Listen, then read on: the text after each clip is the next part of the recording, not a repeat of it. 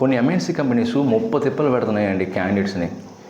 Interview అయితే schedule చేస్తారు, ఆ ఇంటర్వ్యూస్కి కరెక్ట్గా ప్యానల్స్ అటెండ్ అయినా కూడా ఏవో క్వశ్చన్స్ అడుగుతారు, అసలు ఇంట్రెస్ట్ లేనట్టే వాళ్ళు బిహేవ్ చేస్తున్నారు. అండ్ ఇంకొంతమంది విషయంలో ఏం జరుగుతుందంటే అన్ని రౌండ్స్ క్లియర్ చేస్తున్నారు అండ్ మీకు ఆఫర్ లెటర్ రిలీజ్ అవుతుంటుంది.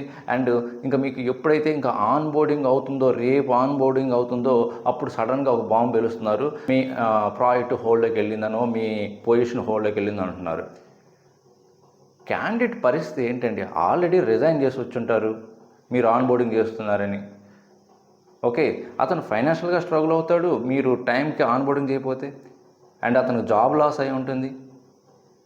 ఓకే, ఇవన్నీ ఒకసారి మీరు దృష్టిలో పెట్టుకోవాలండి ఎవరైతే హెచ్ఆర్ మేనేజర్స్ కానీ ఆర్ టెక్నికల్ మేనేజర్స్ ఉంటారో. ఇంకొంతమంది ప్రొఫైల్స్లో ఇంకొక విచిత్రమైన సంఘటన జరుగుతుంది.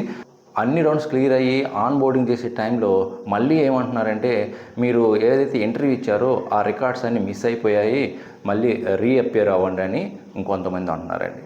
పాపం క్యాండిడేట్స్ మళ్ళీ ఇంటర్వ్యూ అటెండ్ అయినా కూడా ఆ టైంలో ఏం చేస్తున్నారంటే అన్ని రౌండ్స్ క్లియర్ అయ్యి లాస్ట్లో ఏమంటున్నారంటే మేము ఒకసారి చెక్ చేస్తాము, ఓకే దీనికి కొంత టైం పడుతుందని.